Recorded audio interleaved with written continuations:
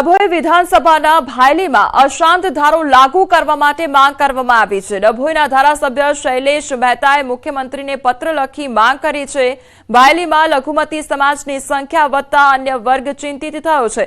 આવાસ યોજના અંતર્ગત ભાયલી વિસ્તારમાં લઘુમતી સમાજને મકાન ફાળવવામાં આવ્યા છે।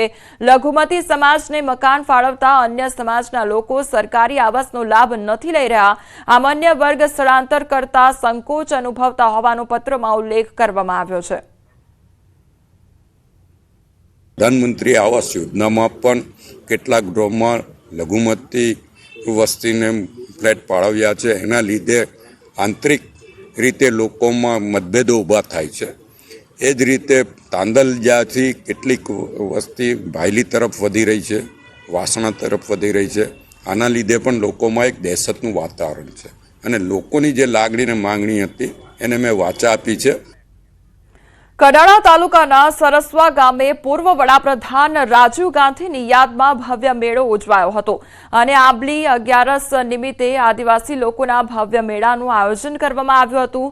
દુષ્કાળના સમયમાં પૂર્વ વડાપ્રધાન રાજીવ ગાંધીએ સરસવા ગામની મુલાકાત લીધી હતી અને આંબલી 11ના દિવસે તેમણે ગ્રામવાસીઓને વિકાસના કામોની ભેટ આપી હતી। ત્યારથી સરસવા ગામના લોકો રાજીવ ગાંધીને ભગવાનનું સ્વરૂપ ગણે છે અને ગ્રામજનો દર વર્ષે તેમની યાદમાં નીલકંઠ મહાદેવ મંદિરમાં રાજીવ ગાંધીનો ફોટો મૂકી પૂજા અર્ચના કરી મેળો ઉજવે છે।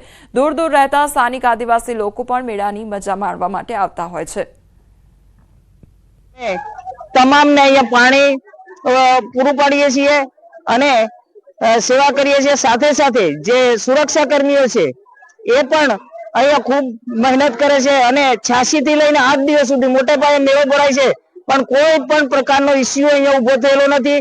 અને આજે પણ અમે આદિવાસીઓ ભોળી પ્રજા છે અમારી અને પોતાની રીતે પોતાની સંસ્કૃતિ પ્રમાણે આ મેળાની ઉજવણી કરે છે। આજે પણ અહીં એમના તળાવનું રાજીવ સરોવર તરીકે નામ પણ રાખવામાં આવેલ છે। આ આદિવાસીઓની સંસ્કૃતિ ને અંદર આ મેળો ભરવામાં આવે છે અને આ મેળા આંબલિયા દરસના પણ ભરવામાં આવે છે અને આ સાથે સાથે હોળી અને ધૂળેટીનો પણ આદિવાસીઓ હર્ષોલ્લાસથી આ તહેવાર ઉજવે છે। જે વખતે દુષ્કાળ હતો એ વખતે રાજીવ ગાંધીએ જ્યારે ગુજરાતની મુલાકાત લીધી હતી ત્યારે હોળી પહેલા 4 દિવસ એટલે કે આંબલી 11 ને માને છે એની પ્રજા, તો એ જ દિવસે રાજીવ ગાંધીએ આ ગામની મુલાકાત લીધી હતી 22 માર્ચ 1986 ની અંદર। તો તે દિવસથી તેમની યાદમાં રાજીવ ગાંધીને પોતાના આરાધ્ય દેવ તરીકે શિવજીના મંદિરમાં એમની પણ પૂજા થાય છે અને શિવજીની પણ પૂજા થાય છે। સમાચારોમાં આગળ વધીએ તે પહેલા રોકાઈશું એક બ્રેક માટે।